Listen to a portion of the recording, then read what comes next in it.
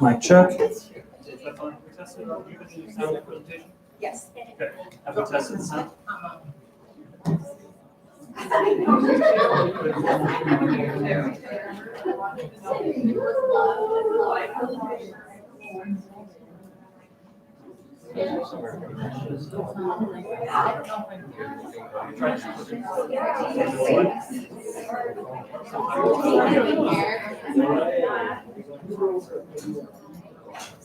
Oh my gosh.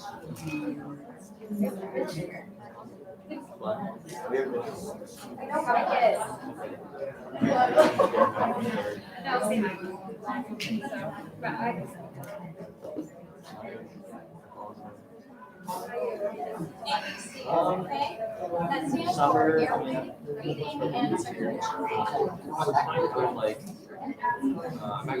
Sales, ABC means always be closed. This is a farce. I should be teaching this course. Good, all right, how are you?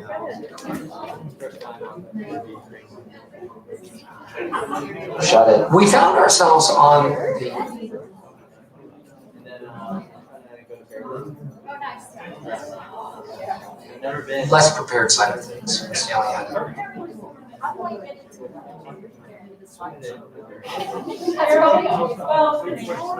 can try.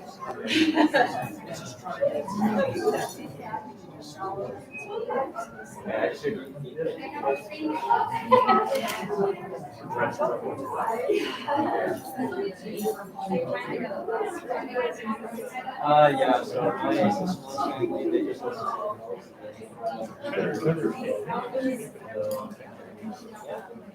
they're gonna be, yeah, going. My brother, he's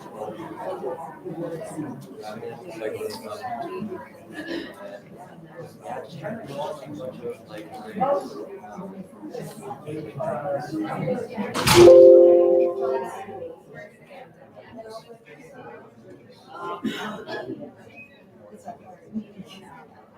I'm just make sure because it's been years.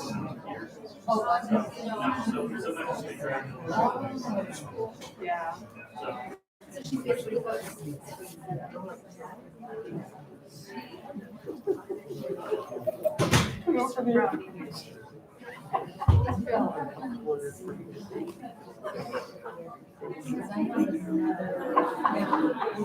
Especially because when you're on the phone in a water bottle. Had I known that I was gonna ask you, I could have said you were I have my mask and my trail mix. I didn't need to. Yeah. You go to whichever one you want to go. The reason I just kept it. That's why I think.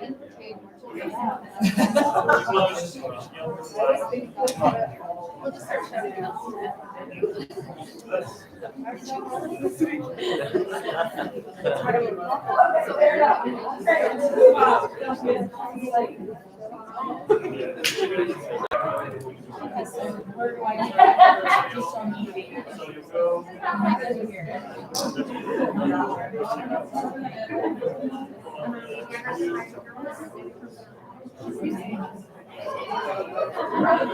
ABC, okay? And that stands for airway, breathing, and circulation. Okay, you know what? That could be a little confusing because in sales, ABC means always be closed. This is a farce. I should be teaching this course. We found ourselves on the less prepared side of things. Miss Nelly had this was hard winter jerk. And I knew exactly what to do, but in a much more real sense, I had no idea what to do. So I thought we should have a CPR training class. And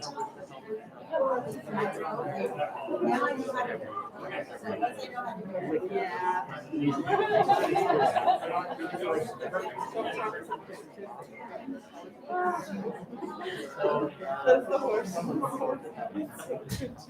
I always.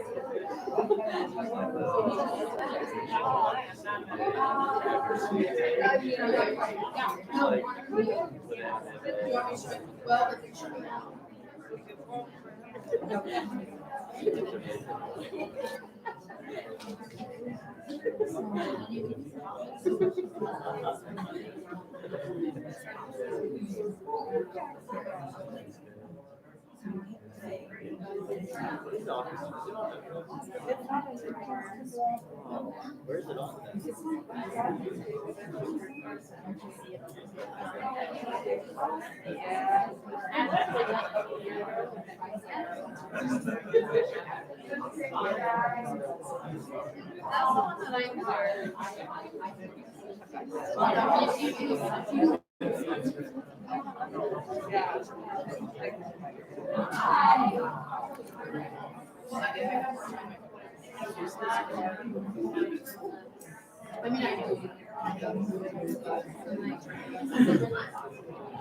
Yeah, that's why I was like,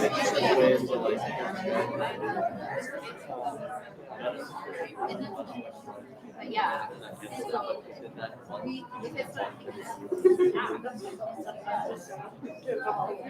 Get it all. So yeah. That's fine. I do. My sister's favorite face for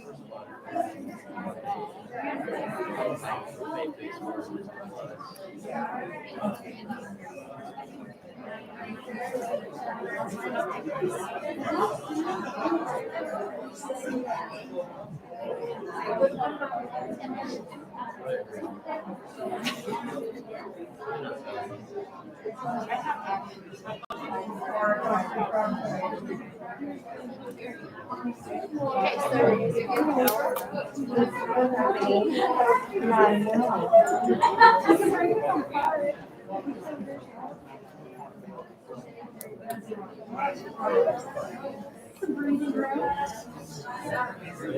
so I know. We're sitting right on top of each other. I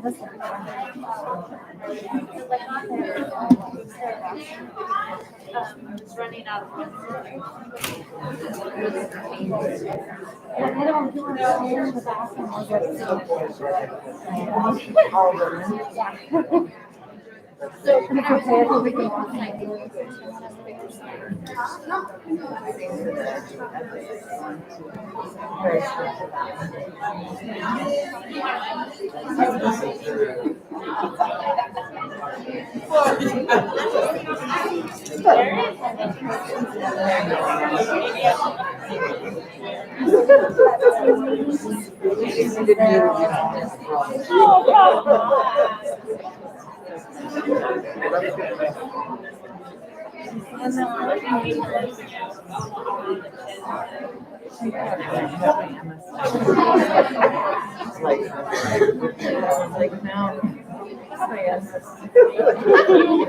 All right, welcome. If you have not already checked in with Lori, she's at back there now and able to check you in. And I'll just go over a couple of quick reminders and then Janene is going to get started. So just a reminder, now that we're done with lunch, we need to have our masks on through the rest of the presentation. You guys are all way ahead of me, I think. And you've heard this probably 3 times already today, but if you do have any symptoms, you just go ahead and head out and contact your manager is the instruction that we have for you. So without further ado, let's let Janene give her presentation on non-suicidal self-injury. Most of you know Janene from, oh gosh, where are you now? Your Vantage Point stuff. She's all over the place, but she's been wonderful, been here for a couple of decades, and we're very lucky to have her. She started here when she was 1 year old, so that's why when I say that, if that's shocking to you, she's only 21, so. I tell people it's the ancient Chinese secret. Thanks, Jamie. My name is Janene Candalot. Yes, I am the program manager over Vantage Point. Was over Stride and Excel until today. Can't hear me? Okay, I'll talk louder. Sorry, guys. I don't know how my voice sounds louder. You may or may not like me after this. So, so currently we're in the process of opening a second Vantage Point location. So we're really excited about that. So that's good news. So yeah, so today thank you. We are presenting on non-suicidal self-injury. I just want to give you a little bit of background. Yes, I've been here for 18 years. It's a long time. I have a few more years left, so don't worry, I'm going to be around. Sorry if that disappoints you. I do sometimes get a little bit of brain freeze, and I have a slight drinking problem. So every so often I'll have to take a sip of water because my mouth gets kind of dry. So I apologize for that. But if you see me kind of stumble and stutter, it's okay. There's some secondary trauma going on sometimes, and words get stuck inside my head, and the more anxious I get, the more stuck it gets. So be patient with me.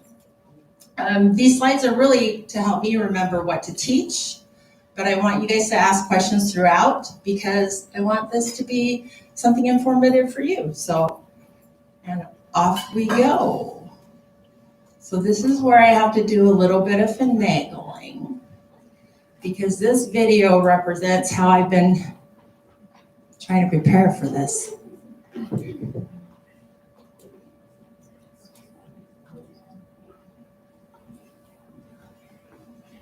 ABC, okay? And that stands for airway, breathing, and circulation. Okay, you know what, that could be a little confusing because in sales, ABC means always be closing. This is a farce. I should be teaching this course. Shut it. We found ourselves on the less prepared side of things when Stanley when his heart went berserk. And I knew exactly what to do, but in a much more real sense, I had no idea what to do. So I thought we should have set our training class. And of course, you can't get the practice dummy unless the instructor comes along with it, right across the racket. I can't keep doing this forever. It's been 20 seconds. Call it. Absolutely, I would not. You know who I really think should go? Stanley. Oh, I don't know. It's not a good idea, Michael. He needs to rest. No rest for the sick. We are not always going to be there to coddle your heart back when it disappears to be working. What are you going to do if you're by yourself and your heart stops? You're okay with that? I'm okay with the logic of it. No, come on, get up. Let's go. Yes, I had a heart attack. I would quit, but I'm too old to find another job. And I don't have enough saved to retire. I feel like I'm working in my own casket. Come on, Stanley, you're losing you. Do it. Michael. This is you we're talking about. Michael. Okay, I'll show them. Here we go. All right. So, assessing the situation. Are they breathing? No, Rose, they are not breathing, and they have no arms or legs. Where are they? You know what? If we come across somebody with no arms or legs, do we bother resuscitating? I mean, what kind of quality of life do we have there? I would want to live with no legs. How about no arms? No arms or legs is basically how you exist right now, Kevin. All right, let's get back to it because you're losing them.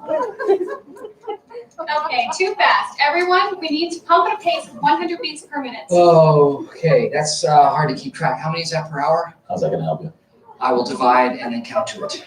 The trick is to pump to the tune of Staying Alive by the Bee Gees. Do you know that song? Yes, I do. I love that song.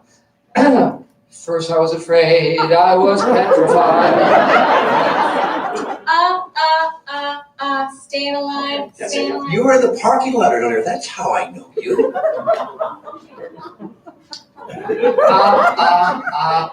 Staying alive, staying alive.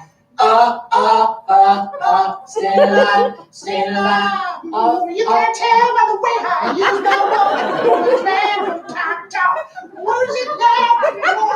I'm proud since I was born. It's all right, it's okay. You can't live the other way.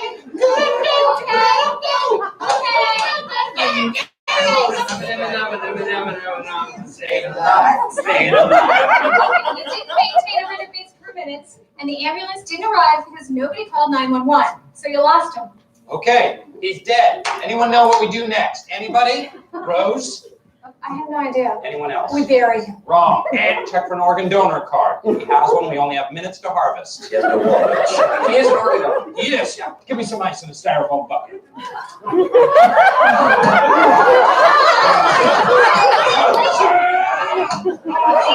I searched for the organs. Where's the heart? Where's his heart? Michelle, please. Are you okay?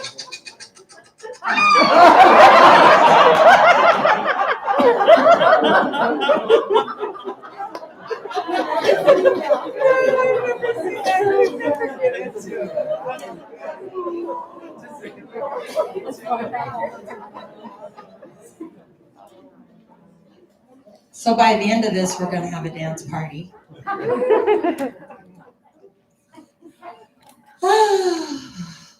So what exactly is it? This non-suicidal self-injury? Is it like a diagnosis? Is it a behavior? What are we going to call it? Well, right now, according to DSM, right, it's a condition for further study, right? So basically, they need more time to figure it out.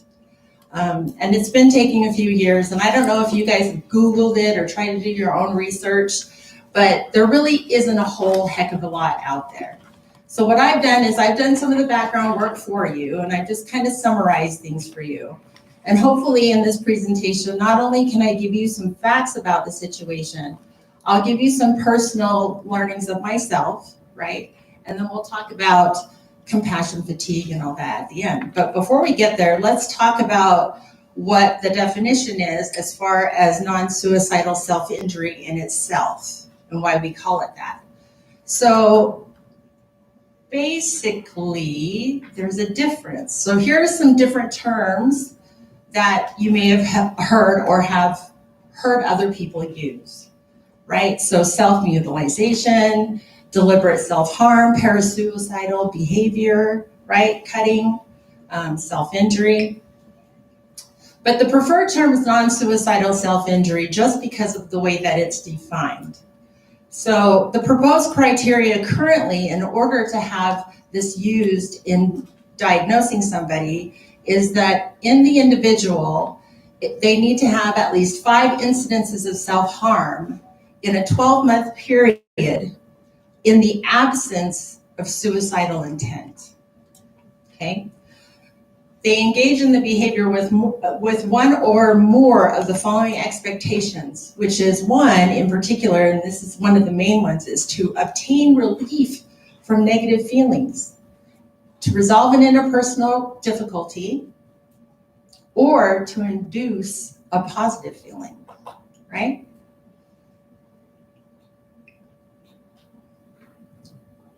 So the self-harm is also not socially sanctioned. So tattoos and piercings don't count. Burning. So there's people out there who in tattoo shops that are actually using forms of burning to do designs, branding, right? Those things are not considered non-suicidal self-injury in itself because they are socially sanctioned. Other criteria, it causes consequences that are distressing, they're shameful. I'm sure some of you who have seen clients with non-suicidal self-injury go to extents in covering themselves up. We live in the desert. It's over 100 degrees in the summer. And you'll see a lot of young people dressed from here to here, have all their extremities covered, hoodies, right? Because they want their scars covered. And the behavior does not occur exclusively during another psychological or medical event or condition, okay? So not hair pulling, not a part of autism where it's a sensory issue and they're doing it for self-soothing. So according to the National Institutes of Health, they define it very similarly as well.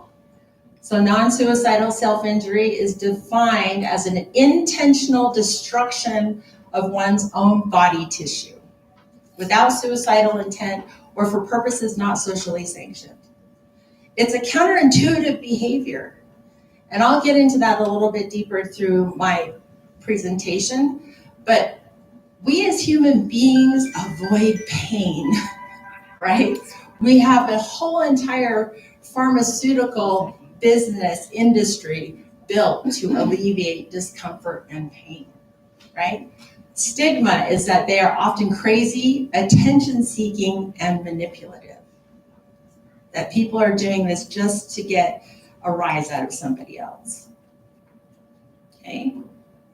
It serves as practical functions and is performed to alleviate an intense and overwhelming negative emotion.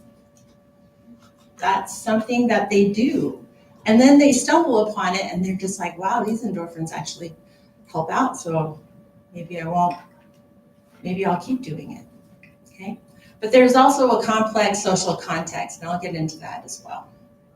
So again, these are different forms of non-suicidal self-injury. The more extreme the behavior, those tend to be associated with psychosis, all right? So we're talking about amputation and the ocular enucleation, which is a fancy word of saying popping the eyeball out. Not necessarily removing it, but popping it out. But the most common forms are the cutting. Self-hitting comes next, and burning. And I actually looked up some more recent statistics, and about 70 to 90% of everyone that uses non-suicidal self-injury, they do the skin cutting, scraping, or carving. 21 to 44%, they do the banging, hitting, and bruising themselves. 15 to 35 is burning.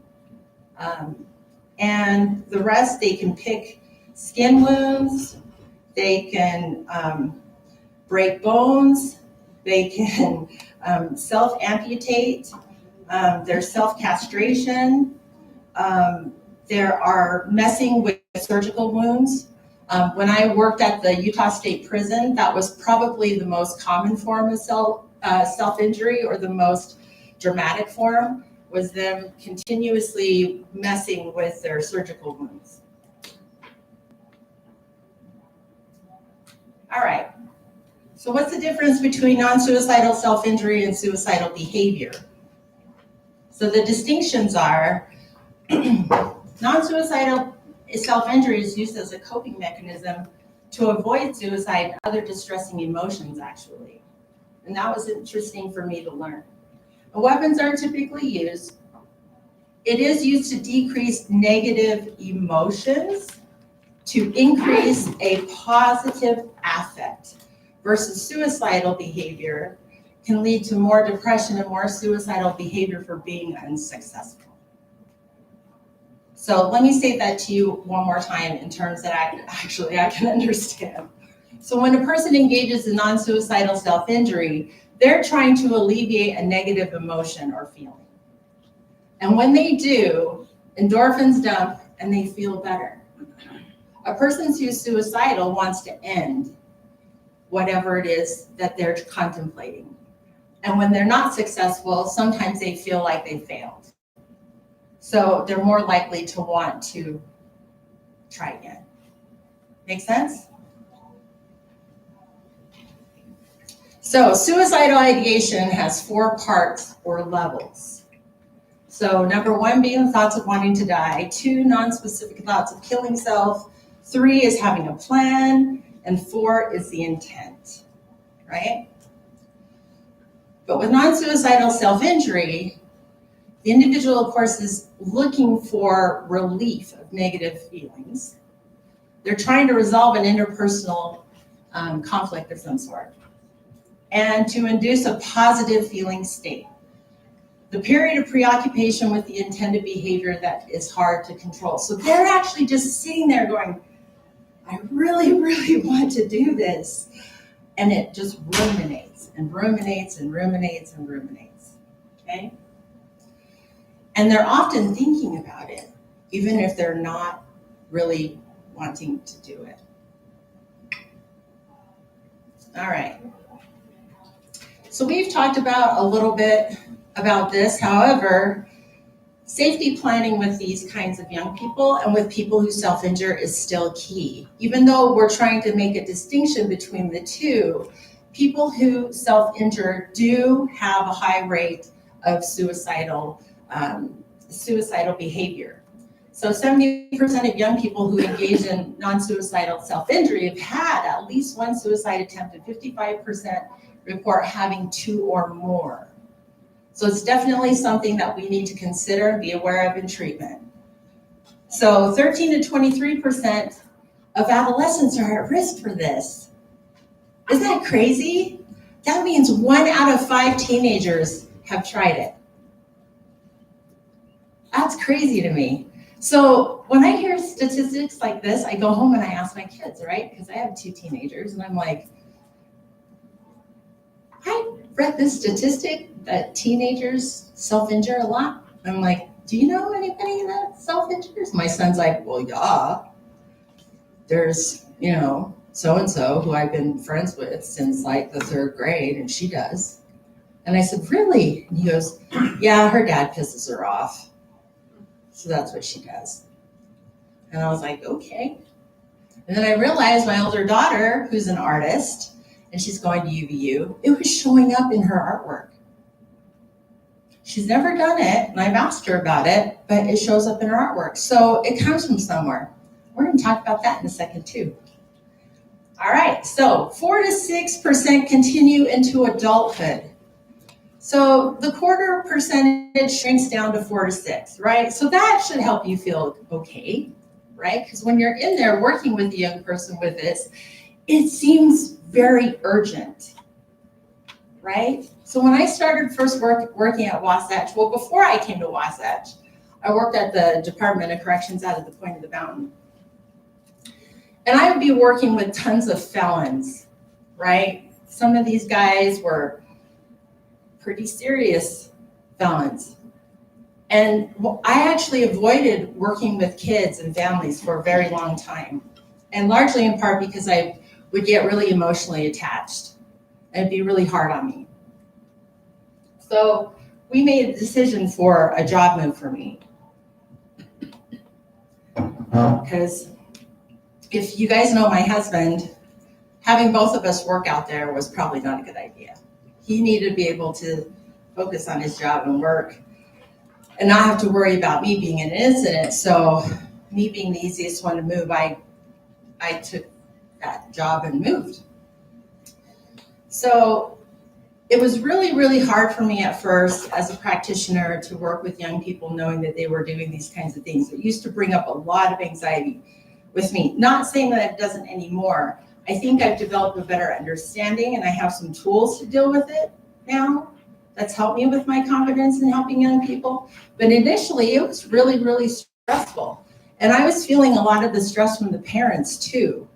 And so I think that's what helped me develop an understanding for this and an interest in this so that I could help them better. But the average onset of this is between 12 and 14. It's usually when they go into junior high, and that's because there becomes this developmental mind or a developmental milestone that they have, okay? So with this, we'll tie up a little bit. The girls do more self-injury than boys, but boys actually do too. And my suspicion as to why this is reported this way is because I think girls report more. I don't think that it's because boys don't do it as much. I think that boys are tended to be raised to deal with their difficult emotions on their own. So girls aged 14 to 17 are actually hospitalized more for self-injury, whereas boys may not obviously be. And what I mean by that is, I think when a girl goes into the ER with lacerations, it's treated differently than a boy who goes into the ER with a broken hand. Right? Because you can blame a broken hand on a million different things. However, I know in my own personal practice that boys tend to punch walls and they get boxer fractures all the time. higher rates with youth who have internalizing disorders like depression, PTSD, and externalizing disorders like ODD and conduct disorder. They have higher rates of self-injury than youth who do not. Okay? And some of the other stuff we talked already.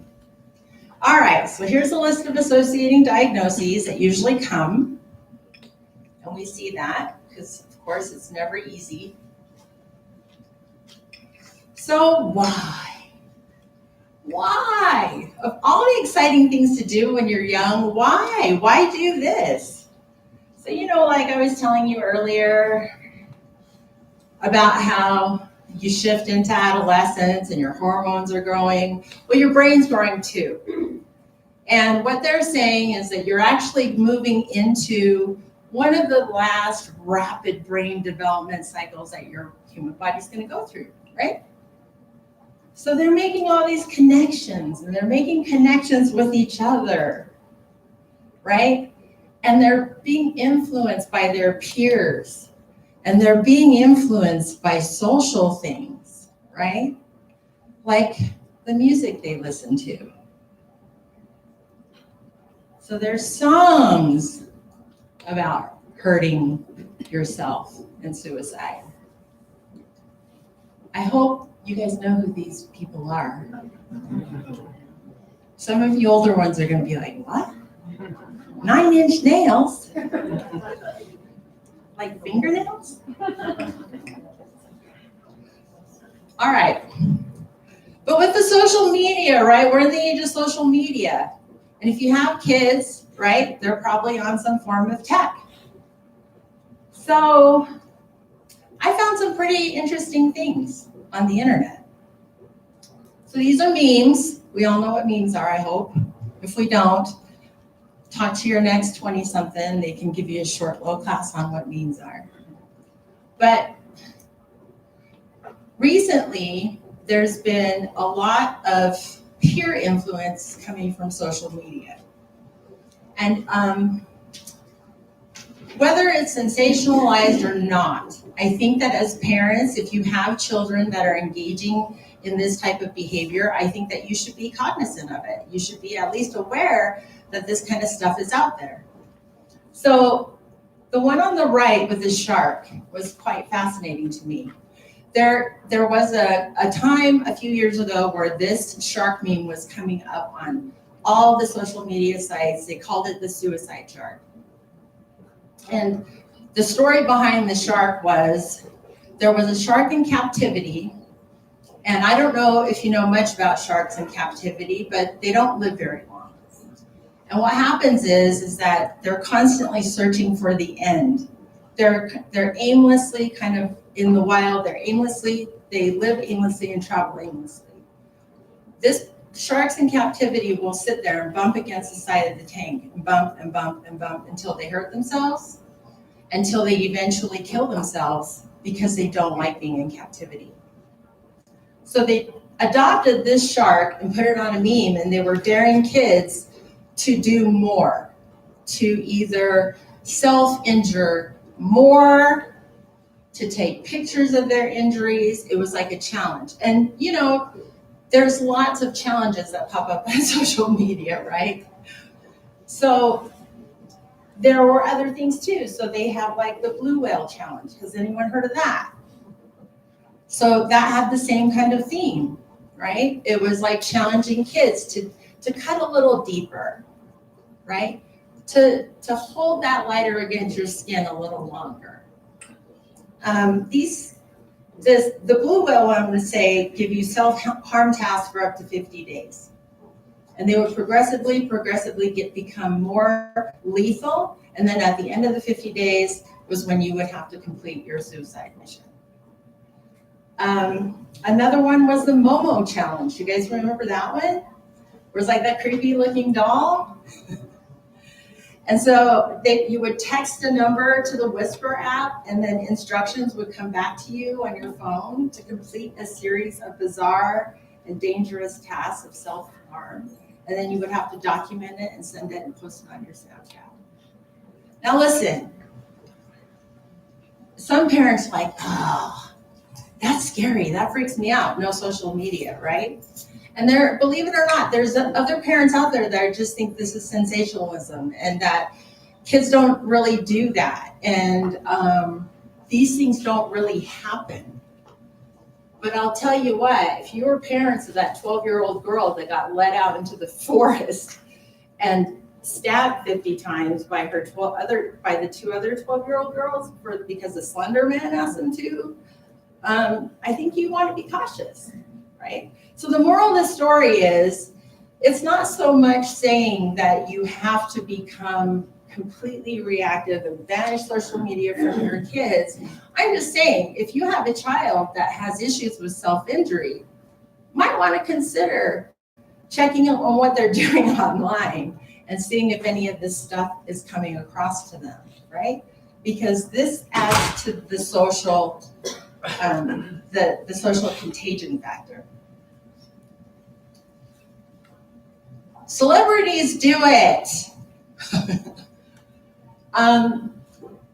They advertise, they talk on their blogs or their podcasts about it. Johnny Depp actually talks about the scars on his body as a roadmap of his life. That's how he describes it. Now, not all of this stuff is bad, right? I think some of it is to help with the stigma and to help our kids be able to become more accountable and talk about it, which I 100% support.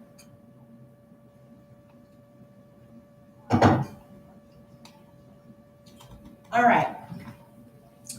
So let me break down the functions for it really quickly. So there's the intrapersonal functions, which means that through the use of non-suicidal self-injury, it can be reinforced with a negative reinforcement, meaning they use the injury to regulate their emotions. Oh, disclaimer. I have all this stuff in PDF.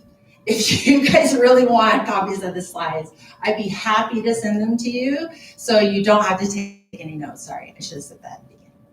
Okay, so the interpersonal functions is emotional regulation or self-punishment, right? And the interpersonal functions of self-injury are, believe it or not, peer bonding and interpersonal influence. I can just hurt myself when I'm not feeling good, and let me see how my friends react. Or let me see if I can get my parents to react. Or let me see if I can get anyone to react, because it doesn't seem like anyone's reacting with the appropriate sense of urgency. So I just went over this. Some of the negative emotions you're trying to get rid of is, of course, anger, guilt, shame, self-loathing, a fear of abandonment.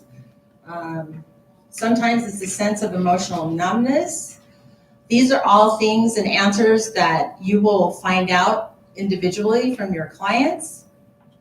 It allows them to express pain and release tension and calm themselves, because it does. Because when those neurotransmitters get released, it happens, right? Allows them to feel something rather than nothing. And this is very different than masochism, okay? So don't get it mixed up with that. Masochism tries to achieve exhilaration or pleasure, and it includes sexual pleasure, whereas this is just a response to intense negative emotions, right? All right. So what they found out is that people who usually use non-suicidal self-injury as a coping mechanism actually have a decreased level of serotonin and dopamine in their brain. They tend to experience negative emotions more, and not just more frequently. So they cycle a lot. So in the limbic system is just going off all the time. And so the limbic system, the that word. Those things are constantly firing in the midbrain where the emotions are. All right. So let me talk about the dynamics of pain. And we talked about this a little bit. This is about the 4 to 6% of people who carry it on to adulthood.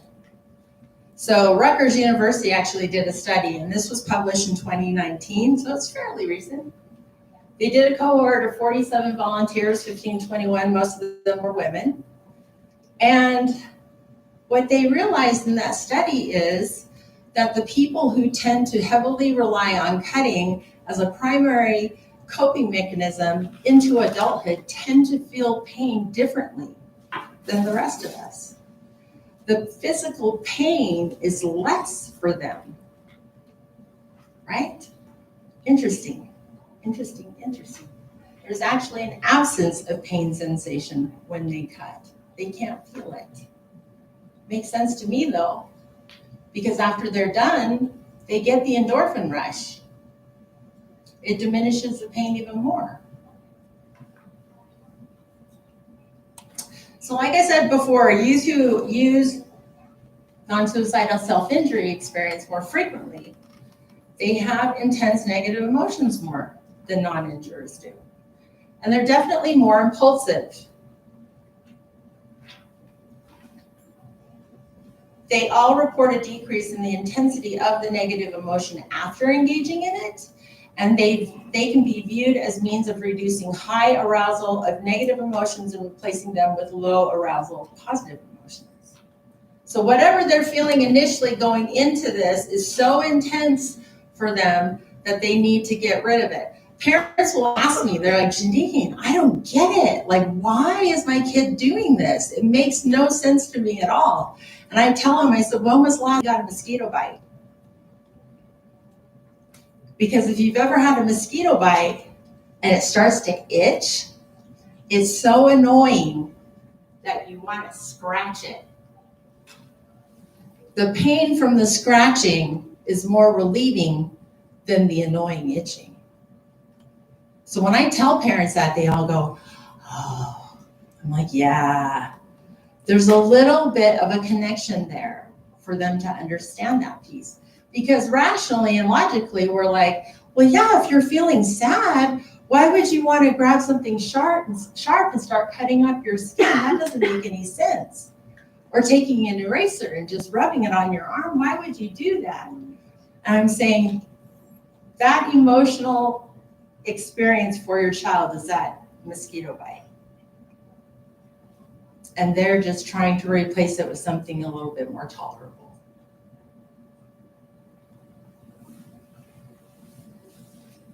Okay, here's the other interesting thing. So even though it's like they have this social contagion factor, they don't know what the heck they're doing.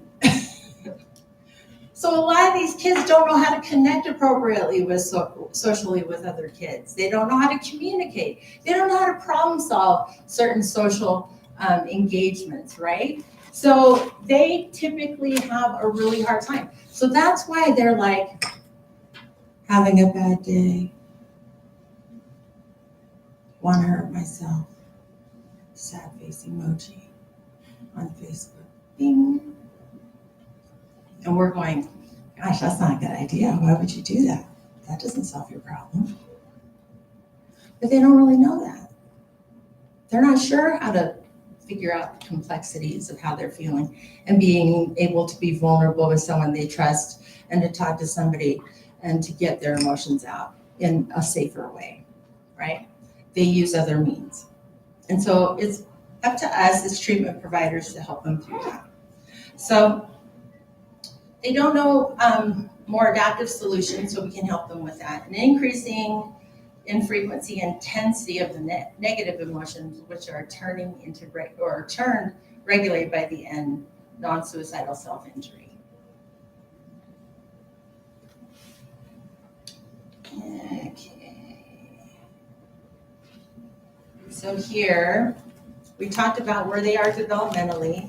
I listed some internet things and some apps and social networking that kids are demonstrating their social or their non-suicidal self-injury on. The Whisper app is kind of creepy. I don't know if kids are still using the Whisper app. Is anyone familiar with the Whisper app? So the Whisper app allows anyone to post anything completely anonymously except for where you're geographically located. So when one of my clients told me about the Whisper app, I'm like, all right, I downloaded it on my phone. I want to see what it was like. And I will tell you this, there's a lot of kids at BYU looking for pot. Just saying.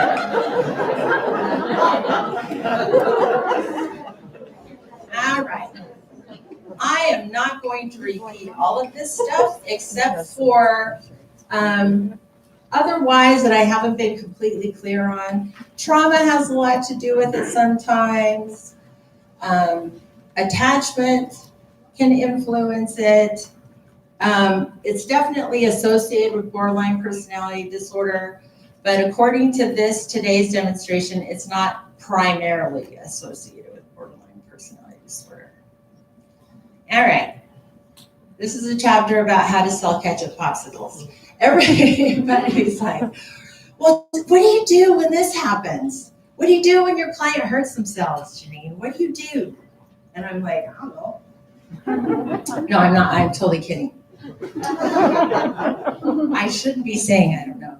No. So what it really comes down to is building trust and having a relationship with your client. That's at a minimum, right? The rest of it too is psychoeducation and emotional psychoeducation. So in your treatment with these young kids, you're going to need to teach them about their emotions. You're going to have to teach them and help them how to assess their own emotional state. What is the intensity? How does your body feel when these things are happening? Before, during, and after. They don't think about those things. It just, some of these kids can dissociate. Some of them go really, really fast. The impulsive ones don't even think. They don't even take the time. They just go right to doing it, and then they're dealing with the consequences. And some of them have insight way after everything's done. Insight is a gift. It's good when they have insight, but when they're young, their brains are still developing. So we actually have to teach them some of the breaks and help them catch up. So with that being said, these are some of the clinical modalities that we've used that have been really successful with helping young people with non-suicidal self-injury, right? These shouldn't be anything different than what you've learned.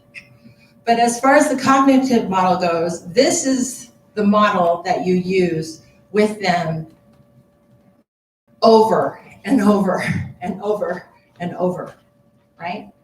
And I need to point this out. So behavior replacement, right? So an example of that would be sticking a temporary tattoo on their arm and letting them scratch it off, okay? Or a real common one is putting a rubber band on their wrist and snapping it when they start to get dysregulated.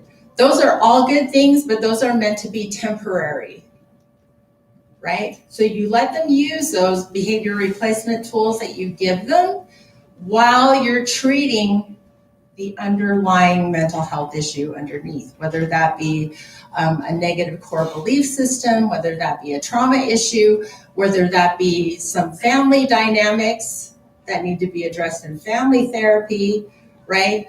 The goal for therapy when it comes to kids or young people or adults who have non-suicidal self-injury is the education with the emotions, the psychoeducation, and then accountability, transparency, and also a safety plan, and helping them develop more adaptive ways of coping, right? So we're hoping that instead of the young person going straight to ruminating about cutting all day, hoarding tools to cut and hiding them everywhere, to possibly getting to a point where instead of doing those things, they're talking about it openly, right? They have some safe people, they can talk about it openly, they can take accountability for that, and hopefully make a change and do some other things that are mutually exclusive from the suicidal behavior altogether.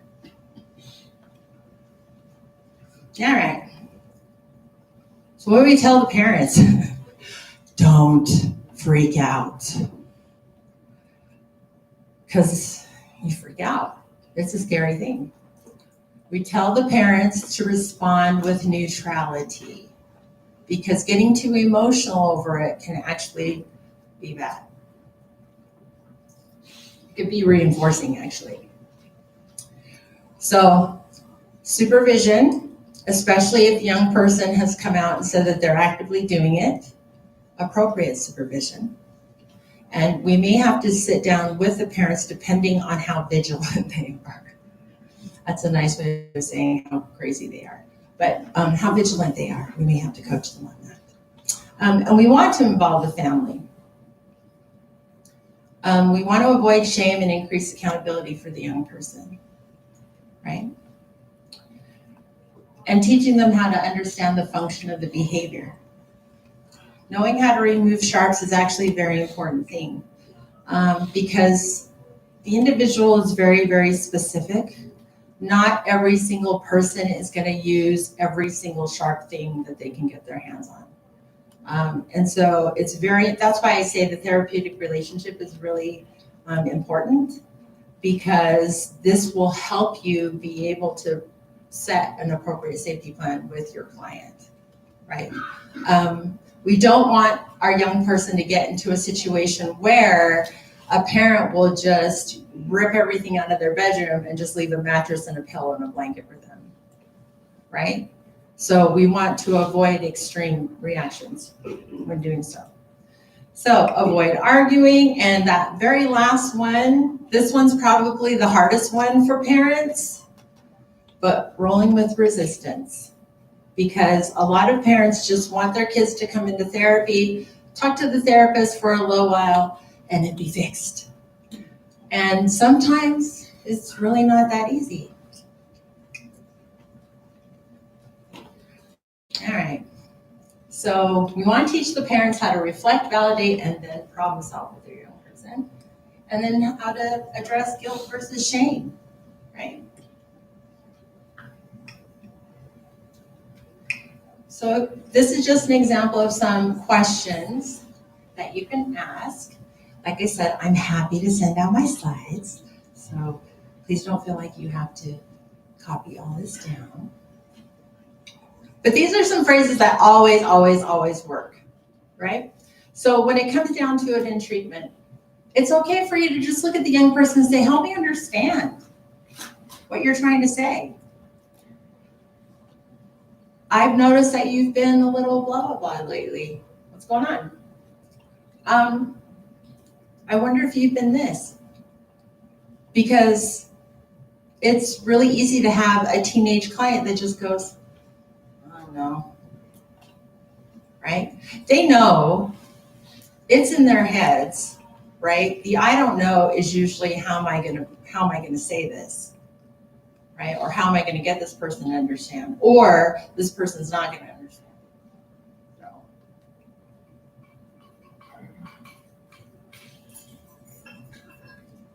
All right.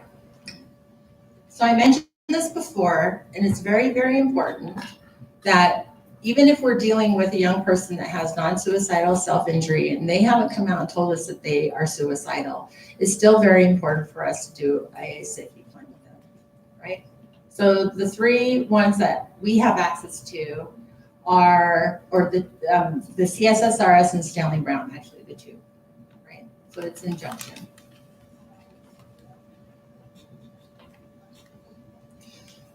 I have a list of these assessment tools. It will also come free with my slides, but just know that these assessment tools do not diagnose or pull out the behavior in a client. These actually will help just assess the symptoms around the behavior. So these are actually really great if you have a client that is actually addressing the non-suicidal self-injury. You can give it to them, sit down with them, find out what emotions they're tackling, what are some of the intensities of each of these emotions before and after, and then hopefully get them to start talking about it, more openly with you. So these ones are they're pretty easy to use, and these ones are actually free on the internet too. So that's why I like them.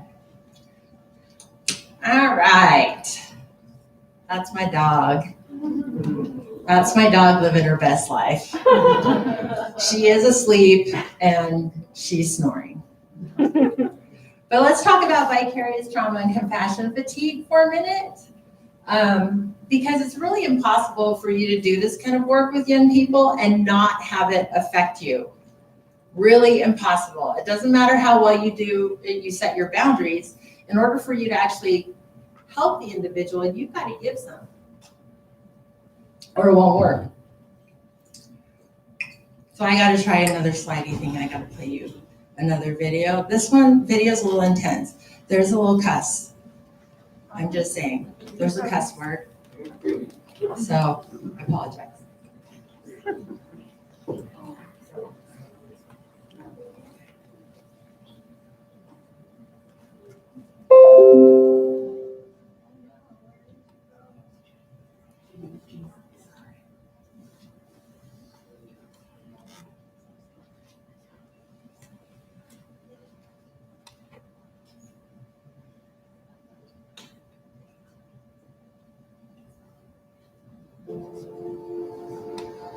So we all know that an experience of trauma can cause post-traumatic stress disorder. It can be an experience that marks and fundamentally transforms the character of a person. It can make them meet the world with fear.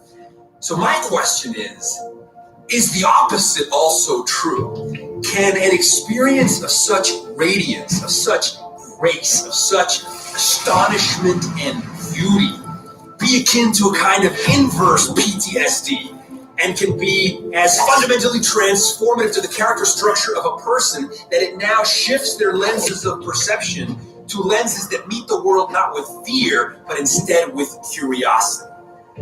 We all have these lenses of perception. We see with our lenses, we see through the lenses, but we don't see the lenses themselves, right? This self-construct, this lens of perception, this ego is something that we mistake for what we are. It's not a fixed, unchanging thing. In fact, it's an amalgamation of past experiences, right? You become your experiences. Your cells are a technology that turns experience into biology. So essentially, eventually, you meet the world through a prism of expectations shaped by past trauma, past experiences. Until eventually that lens is clouding your encounter with the world so much it's akin to a kind of tunnel vision. You don't see the world as it is. You see the world as you are. And what if that filter on the world is not serving you? What if seeing the world as you are is a dark fucking lens? What if you don't like who you are? Can you change who you are? Well, it turns out that ego-dissolving experiences can make the possessor of a lens of perception become aware that he has a lens of perception and dispose of that lens of perception if it no longer serves them.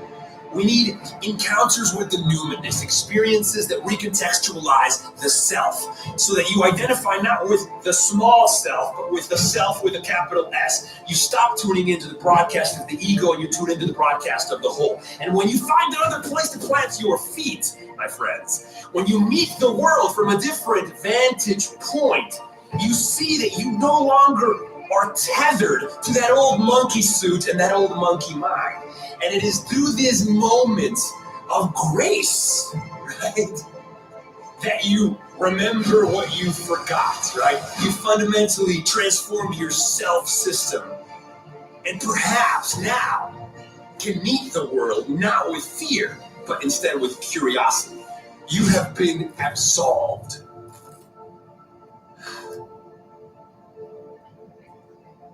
Yeah, you have been absolved.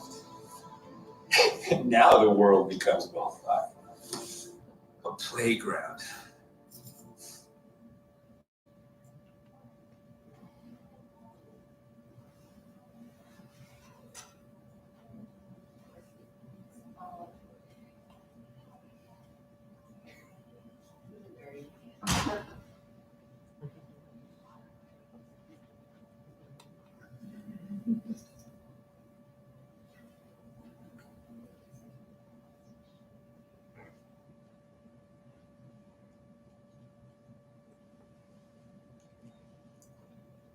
All right.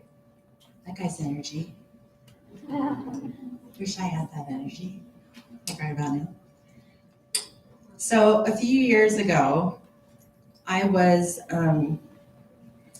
asked to be a part of trauma-informed supervision. And it's really been a great thing for me. And I've tried to, or am trying to continuously do that with my staff. I learned quite a bit on how to deal with vicarious trauma. So I'm going to share some of those things with you. And I hope that with you guys learning this, you can then teach the people in your work areas and in your family or in your direct supervision on how to do this. So the single most important factor when it comes to secondary trauma and dealing with vicarious trauma is actually supervision. Having somebody that you meet with on a regular basis where you can talk about these kinds of things and get some kind of leadership about. But there's more. There's more that we can do. And the other thing that we need to do, and it's kind of like what that guy was saying in the video, is learning how to rebalance your life instead of dividing it. And so eons ago, when I first started here, my boss, I'd go in for clinical supervision, and she told me this story, and she's like, okay, this is what I want you to do to help out with burnout. I want you to picture a backpack, imaginary backpack. And when you go home, picture yourself taking your work backpack and setting it at the door, whether that be the threshold of your office or the door into your house, but you just take that backpack off and leave it at the door and just go on with the rest of your life. And I was like, that sounds amazing. I'm gonna do that. I'm gonna take my backpack just like door and I'm gonna leave it at the door. And I'm just not gonna deal with my work life when I get in my house. That's amazing. And then I was like, damn, I gotta pick up that damn backpack in the morning, right? And then every day I was like, there's that stupid backpack. I'll pick up that backpack. So when I learned this fit a little bit better with my personality and with what worked for my life, and that is to learn to acknowledge and metabolize unpleasant things in the moment, right? And acknowledging and savoring positive moments, and thus leaving the experience there. So when you're having a bad situation happen, acknowledge that it's frustrating, but just don't dwell in it. But then when something really fun and exciting is happening, be in the moment of that, right? Be in the moment of that and enjoy it. Learning to experience things in an unguarded way has really, really, really helped improve my life quality without medication and without illegal drugs. Okay. I did learn that the strongest predictor of job burnout actually is using avoidance tactics, right? So a lot of this stuff is good. So if I'm speaking to any kind of supervisors or anybody who's in charge of people, savor the good moments. We have staffings, we have meetings. We need to spend just as much time talking about great outcomes and positive stories as we do the challenges. And when you guys are feeling really frustrated and your backpack's feeling like a 10-ton elephant, try and remember your stories of grace and goosebumps. Those times where that reminds you why you're doing this in the first place. We all have them. We all have them. So remember the story that reminds you why you're doing this. Because you can't choose what to feel, only whether to feel or not. Do you guys have any questions? Yeah, can you talk a little bit about the different types of cutting are out there? Because I've encountered the kids who will do, the elaborate designs that are rather superficial versus the kids who will do just the straight line cuts that are a little bit deeper. And I've not really been able to parse out too much. At least the kids with the deeper cuts, they're the ones who really acknowledge, I'm looking for the release. Whereas the design ones are a little bit more, shall we say, on the characterological side.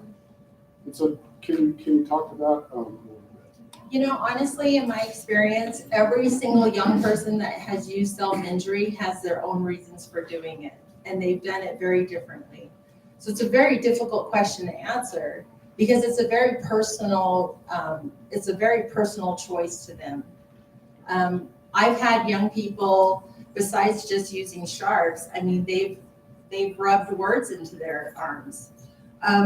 The research says that a lot of these young people have a lot of negative self-talk.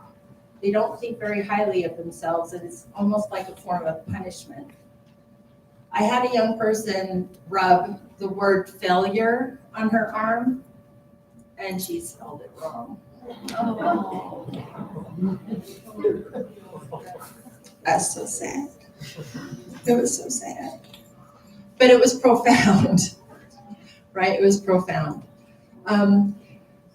But again, what we want to address is the underlying issue. What is causing the dysregulation? Is there trauma healing that needs to happen, right? Is there an abandonment issue that they need to work through? Is it really just self-loathing from a lot of chronic depression and anxiety? A lot of young people right now are struggling with depression and anxiety quite a bit.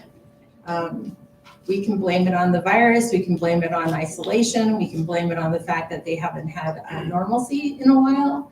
Regardless, there's a lot out there. And there's a lot of ways for them to relieve some of that tension this way. They stumble upon this accidentally. I don't believe that these young people are purposefully searching this out. I think that they try it and they're like, oh, that wasn't too bad. That actually helped me feel better. The endorphins is what they're feeling. However, then the shame sets in and then they isolate. And I always say silence keeps people sick. So they hide it and they don't want anyone to know. And I've worked with a lot of young girls in particular who may have experimented with this when they were younger, but because they lack the emotional intelligence and to be able to look down the road as where the consequences are, they start dating and they at 15, 16, 17 are like, how do I explain this to my significant other without judgment, right? So actually, here's a nugget of gold for you. There is dermatology services that people can have to lighten up scars and to make it look smoother. So I've talked to some skin doctors and they say, yeah, there's actually procedures that they can go to lighten those up. So very long way to answer your question, sorry. Any other questions?